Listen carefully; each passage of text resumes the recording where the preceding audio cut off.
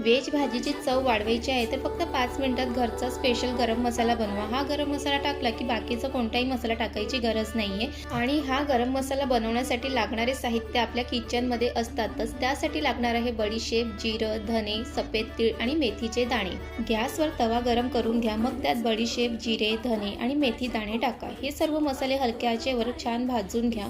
मसाल्याचा सुगंध येऊ लागला की शेवटी सफेद तीळ घाला आणि सगळे एकत्र हलकं भाजून घ्या।